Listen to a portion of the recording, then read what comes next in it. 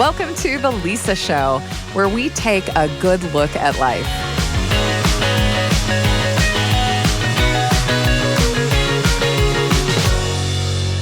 When we announced that we would be making a series about body image, but before we'd released any of the episodes, people started writing to us concerned about how we would address obesity and health. They said things like, well, body positivity is cool, but make sure you don't make it seem like being unhealthy is okay. Or something like, I hope you're not going to glorify obesity. And these messages struck us because, first of all, what is so striking about this that someone would reach out before our series had even started? And second of all, what is it about discussing body image and obesity that people are so worried about? Obesity is a polarizing issue in the United States. People often say that we're in the middle of an obesity epidemic and that we need to take drastic measures to help Americans lose weight and get off the couch. At the same time, there's also a push to avoid body shame and to help people of all sizes feel loved and love themselves. We're seeing more body diversity in advertising and on TV, but many people seem to believe that these two things can't coexist. Is it true? Are body positivity and making healthy choices mutually exclusive? I don't think so. And that's what we're exploring in this episode of The Lisa Show. Later on, we'll hear from a doctor of obesity medicine about the scientific understanding of what obesity is and how we can manage it. But first, I talked with fat activist and body image coach Amanda Martinez Beck about her experiences. I live in a fat body, and I use the word fat as a neutral descriptor, like my hair is brown, my body is fat. And I still feel the push and pull of the siren call for thinness in a lot of ways. If I'm honest, my life would be easier if I were thinner, because our world is not built for bodies like mine. In our research for this series, we found this experience is not uncommon. People in larger bodies often run into roadblocks that are set up by a world that seems designed for smaller, thinner people. Amanda told me how this impacted her when she was growing up. My parents were very concerned about my health because they're in the medical profession. But whenever we talked about health, it always actually meant weight. And so growing up in a larger body was really hard because I never felt like I was good enough in my own skin. And there is so much pressure from the culture to be thin. It's really hard also growing up with familial pressure to be thin. It is not abnormal to hear of children being put on diets. And I was put on my first diet when I was 7 years old. I was not being fed enough at home. And so at school, I would eat my friends' food when they didn't want it anymore. And looking back, I can see how restricted I was. But I didn't realize it at the time until I had a dream where I was begging my parents for food and they wouldn't give me any food. And I was weeping in my dreams. So my body was saying, please give me more food, when that wasn't okay. So I just remember being denied food a lot. I struggled a lot in approaching adolescence because I was told that if I could keep from gaining weight when I became an adolescent, that it would change my body for the rest of my life. So there was a lot of pressure to not change my body, even though it's natural when you're going through puberty for your body to get bigger. It's part of the protective nature of our bodies, right? They're getting ready for adulthood, and we need fat on our bodies in order to survive. That's when I started having an eating disorder, because I really wanted to please my parents and to please the culture around me.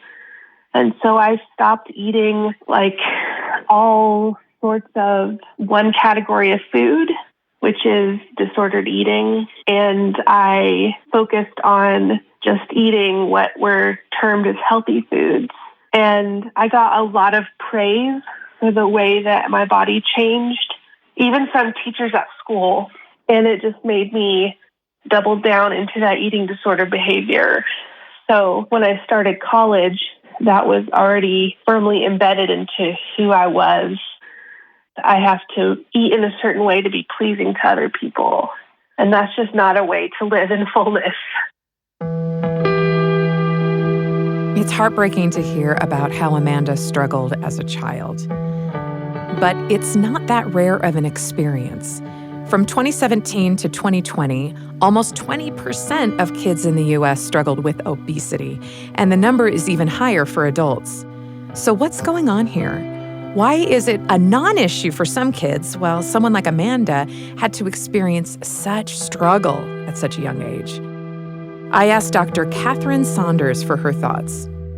So my background is in obesity medicine. I was one of the first fellows in the entire country, and the first at Weill Cornell, where I did my medical training. Now I've been practicing for a long time, and actually started a company to scale and democratize access to the type of effective and compassionate medical obesity treatment that we deliver. So this is a very complex topic because obesity is actually now understood to be a very complex disease. Years ago, it was thought that, obesity was just a lifestyle problem. And the answer was just, eat less, exercise more. We now understand that there is a complex pathophysiology, so distinct sort of biological changes that happen in our brain and in our bodies with excess weight that makes it very, very, very hard for people to lose weight. And leads to many of the metabolic complications that we think of as associated with obesity. I want to pause on what Dr. Saunders is explaining here. The idea that having obesity is just a matter of having eaten too much and exercised too little is too simple and doesn't represent what people with obesity are really dealing with. Dr. Saunders explained further. Obesity is a chronic disease just like other diseases. The old definition for obesity was just, a passive accumulation of fat. And we now understand that adipose tissue or fat tissue is absolutely not passive and is really metabolically active. So, a better definition of obesity now is a disorder of the energy homeostasis system, or a disease that is chronic, complex, relapsing, neurobehavioral, that really affects so many different organ systems, or basically all of our organ systems, in a way that has metabolic, cardiometabolic, psychological and physical consequences, at a certain point. In terms of the medical society, it's important for providers to be educated about the fact that obesity is a disease that for most people requires medical intervention to be treated appropriately. So not that every provider needs to be doing that themselves, but to just be aware of the fact that this isn't just a lifestyle problem, this is actually a disease. It's clear to me from what Dr. Saunders is saying that we're thinking about obesity and weight the wrong way. Often, obesity is treated like a moral choice, as if those in larger bodies just need the right amount of convincing before they choose to stop being obese. We treat those in larger bodies as if they're lesser than, as if the superficial size of our bodies is the only determinant of how healthy and intelligent someone is. This moralization of body size is a stigma that we can and need to cut through if we want to make any progress towards actually living healthy lives, both physically and emotionally. I asked Amanda when this perspective shift clicked for her.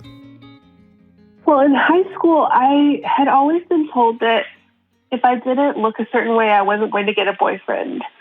And so that was really important to me. And so that was part of my motivation to be smaller. And then I was smaller, and then nothing changed. It wasn't, my friends didn't love me better. I wasn't being flocked by eager suitors. It was kind of this realization of, oh, maybe it doesn't actually matter to the people who care about me what my size is.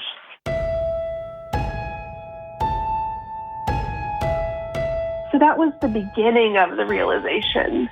It still took several years for that to flower into full-fledged acceptance of my body. I would say it still took about 7 or 8 years after high school to really accept where my body was. Clothing is harder to find when you're in a larger body. And so there are times when I just long for the ease of dressing myself that a thinner body has.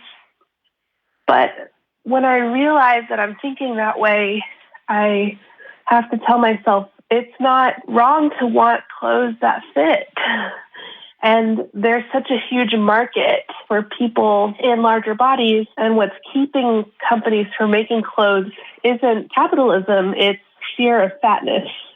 And so recognizing that it's the culture that needs to shift rather than my body that needs to shift. I think that while what Amanda is describing is a major shift, it starts in the little things we think about and say about ourselves and about others. We can stop thinking about our bodies in terms of size and the number on the scale and think of them as tools for enjoying the things that matter the most to us. Now, the conversation around obesity becomes more complicated when it comes to getting professional help. I've often heard from those with obesity that when they seek help for a medical struggle, doctors can make them feel unheard, invalidated, and lesser than. It reminds me of a time when I had just given birth to my first child. And obviously, I had just gone through a major change in my body. And I had read a lot about what was typical, what wasn't typical, what to expect. But when it happens to you, it's an entirely different thing. And all along in my pregnancy, I had gained a lot of weight. I was concerned about it. But I was doing everything that I could to be healthy. I was trying to get enough rest. I was working full time, so I was on my feet a lot teaching, and I was really, really bloated. I retained a lot of water. I'm not even sure why. I ate fruits and vegetables and protein. I wasn't super restrictive with my diet, but I didn't just let everything go either. And so overall, I thought I was being very, very healthy. And when I asked my doctor about my weight, his concern was an interesting mix of sort of brushing me off, but also really concerned with the number and what I would experience after birth. So when I would take my glucose test, as you do when you're pregnant, it was always a really high number, but not high enough that I had gestational diabetes, but enough that it caused concern. And my doctor would just say, don't gain any more weight. And I'd say, by how? How do you, I'm not going to diet while I'm pregnant, and I'm not going to be restrictive. I am also doing as well as I can do, so be a little bit more specific. And I didn't get any more specifics. It was just ooh, this number is a little bit high. Don't eat any sugar. And so I would eat less sugar, let's be honest. And I lost most of the weight after because I felt like I had retained so much water. But I remember my doctor at our post-birth appointment 2 weeks later saying, hurry up and lose all the weight that you can because after about a year, it's going to be even harder to lose it. With no specific indication of how to do that other than just this general sort of instruction.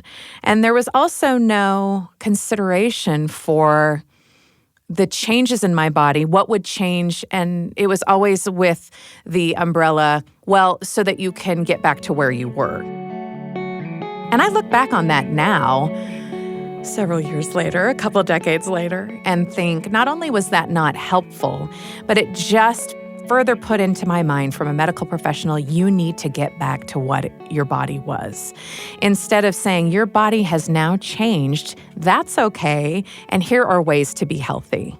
It was not a complete conversation. It was just a throwaway comment that, I've seen this 100 times, don't get fat. And that's how I felt. I felt completely dismissed by it. And the real information, the real help that I found about how to be healthy and how to continue to have pregnancies and deal with my body as I was pregnant or after I was pregnant or while I was nursing was the best advice that I got was from other women who'd been through it, who said, yeah, your body's going to change. My body changed this way. And then when I was in this phase, it was like this. And we were able to really come together in the strength of those changes. And I finally was able to think, oh, well, yeah, this is typical then. I'm not the only one that has experienced that, and to worry less and less about it. That experience has always stuck with me. So I asked Dr. Saunders why it can be so hard for physicians to work with patients about their weight. One of the barriers to effective treatment is that we don't have enough education in our medical training. So many providers are not really educated in what obesity is, how to talk about it with their patients, how to treat it. So many of our patients, by the time they come to see us, they have been advised by many different providers to just, eat less and exercise more. And it's really demoralizing and it's really discouraging when they've tried a million different diets, but, because of our body's tendency, or because of our body's really, anti-starvation responses, every time you go on a diet, there are metabolic adaptations to prevent our bodies from starving that really kick in to push weight back up. So patients have had this experience over and over that they've tried many different ways of losing weight, and they haven't been effective. It makes sense that from what Dr. Saunders has said, breakthroughs in the science of treating obesity are relatively new. So most doctors won't be fully trained on how to manage obesity as a chronic illness rather than a lifestyle choice. This can make it so hard to ask for help. I recently talked to eating disorder specialist Amy Harmon, and she told me about a time when she felt like a doctor was approaching weight the wrong way. So my son is going through puberty. He's gained a lot of weight, and the doctor was really concerned about that and was grilling him on what he was eating and what his eating habits were like. And I was just really uncomfortable with it. And I tried to just say, he does eat, like he eats vegetables. It's not like he doesn't eat it. And she's like, well, what are you drinking then? And he literally just drinks water. He does not drink a lot. He doesn't like juice, And so she was just like trying to find the thing that he needed to eliminate, from his diet. And I had to call the practice after because I don't feel like I was a great advocate even in the session because I was so taken aback.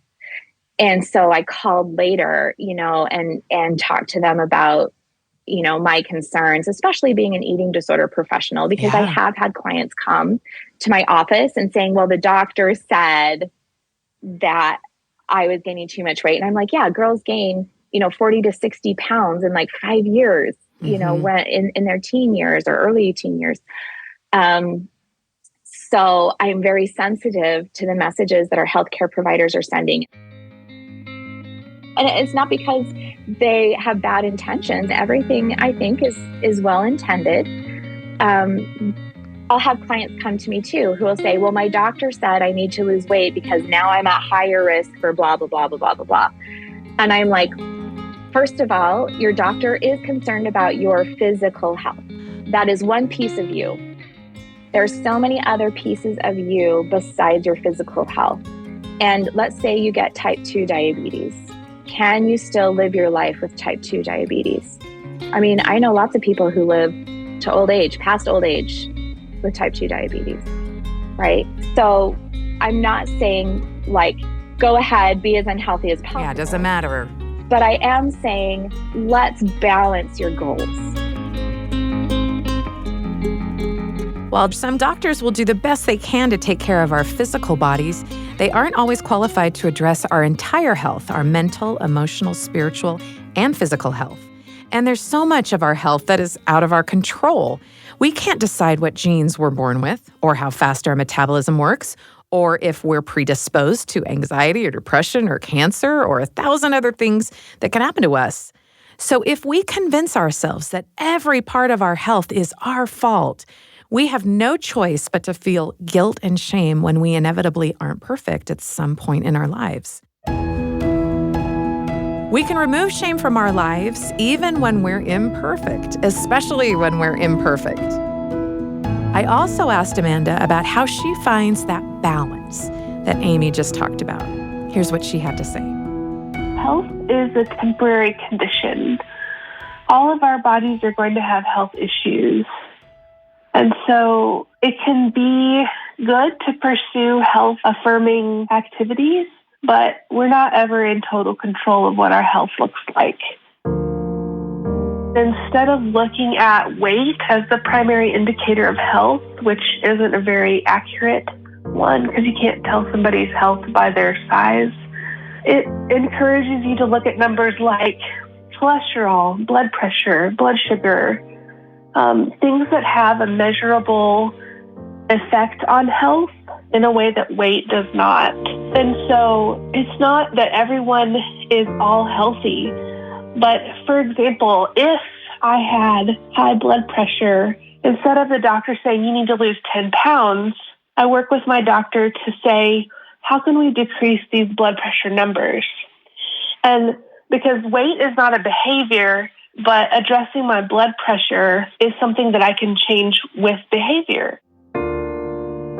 So the same with any other indicator of health, if you can focus on those specific numbers instead of the number on the scale, you actually have a higher chance of living a healthy life because those numbers tell a more complete story of what health is.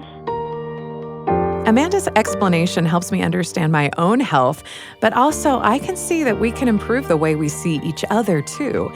If obesity and our body size in general is such a complicated combination of external and internal factors, there's no way we could ever judge someone else's situation just by looking at them.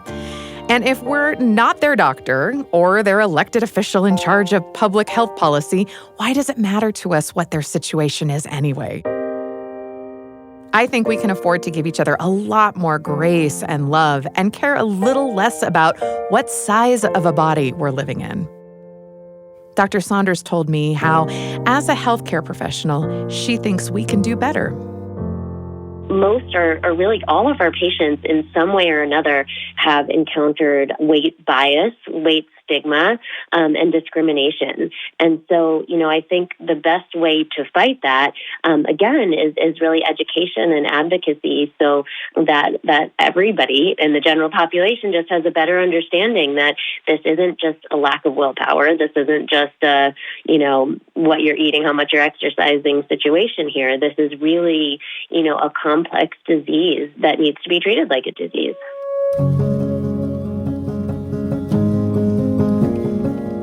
Because, obesity is different for each person. It's not just, one disease. It's more a constellation of different factors that come together. It really needs to be treated in a comprehensive way. So the first step when we, see a new patient is to do a very comprehensive evaluation to identify every factor that has led to weight gain and identify every barrier that's prevented weight loss, and then put together all of these factors into, a comprehensive treatment plan. So I start off with a lot of education once, I've done an evaluation and explained to my patients, there are so many factors here that have led to excess weight. For many people, there's a genetic susceptibility. In medicine, everything is a combination of genes and environment. And when you have a genetic susceptibility, then lifestyle factors may, be more powerful. And, for many of our patients, we identify, for example, untreated sleep or undiagnosed sleep apnea, which is a vicious cycle of weight gain. We diagnose a lot of, prediabetes or diabetes. We identify, sometimes 1, 2, 3, 4, 5 medications that have led to weight gain, and then a variety of lifestyle factors. So for effective treatment, we can't just have a one-size-fits-all approach and, give everybody one medication and call it a day. We need to really identify all these factors and, come up with a multidisciplinary treatment plan that meets the patient where they are and really is very comprehensive and very personalized. I really appreciate Dr. Saunders' expertise on this subject. When it comes to obesity, health, and just body image in general, all of us are in such specific and individual situations that almost any comparison to someone else seems unfair. The perfect balance of medication, lifestyle changes, therapy, doctor visits, and whatever else it takes to be fully and holistically happy is going to be different for everyone. Amanda told me how she has realigned her perspective on bodies to find her specific joy and peace. The biggest motivator for me is learning that my body, no matter its size, is good. I believe that the purpose of my body isn't thinness or perfection or even health, that the purpose of my body is relationship with others and with the divine.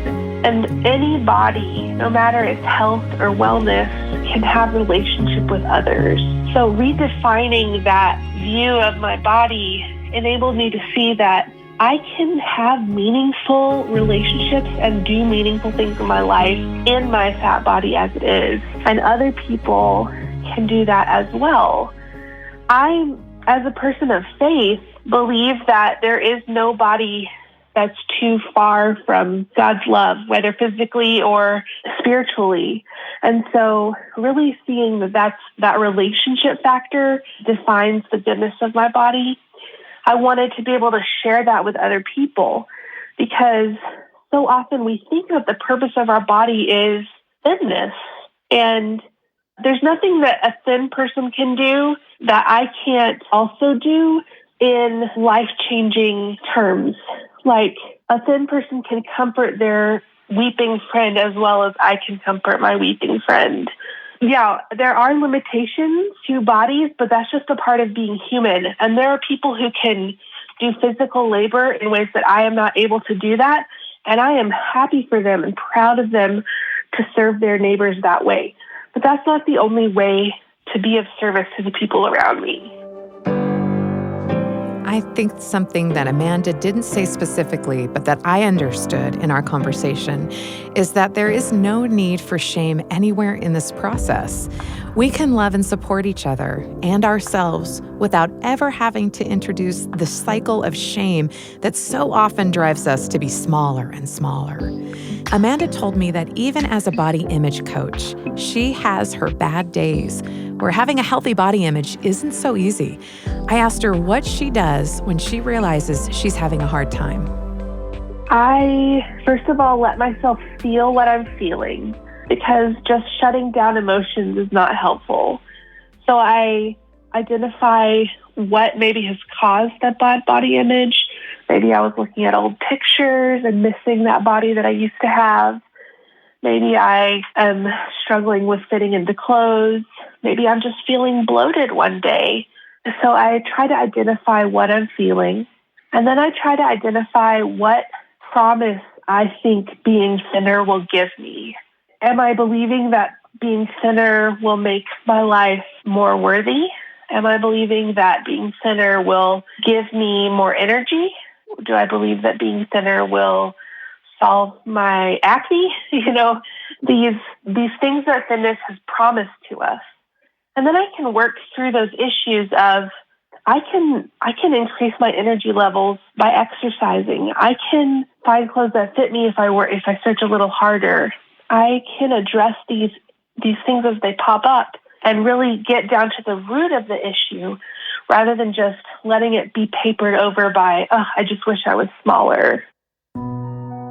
I've really learned a lot putting this episode together about obesity and the way that we connect a number on the scale, our weight, our size, to our health.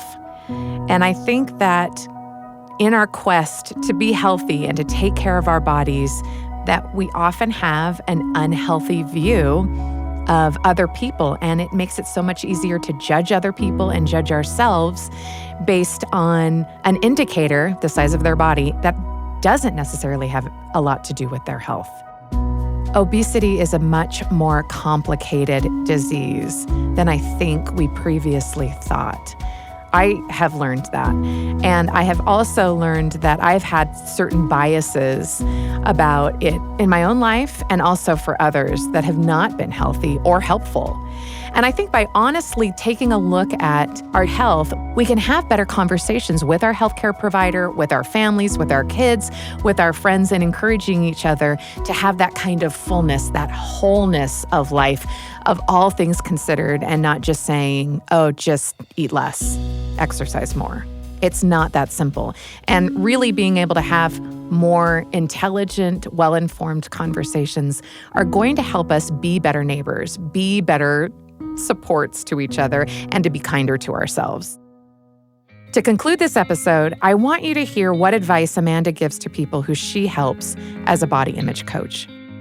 A lot of my clients have been told that they can't live their ideal life if they're in a bigger body. So we work on living in the here and now rather than delaying our dreams for when we have a different body type. People in fat bodies find love. People in larger bodies dress cutely. People in large bodies can have their dream jobs. They can take risks and have adventures. And so addressing the fears of rejection and unworthiness is a big part of what I do in body peace coaching. Know that 95% of weight loss efforts fail. And so if it's impossible merely to lose weight, how can we address living our fullest life in our today body rather than some fulfillment that may or may not happen in the future? The Lisa Show is a production of BYU Radio. The show is hosted by Lisa Valentine Clark and produced by McKay Menden, Becca Hurley, and Michael Combs. We would love to feature you on the show. Reach out to us on Instagram and Facebook and tell us about your experience listening to the Body Image series or sharing it with a friend, and we might share your story on an upcoming episode.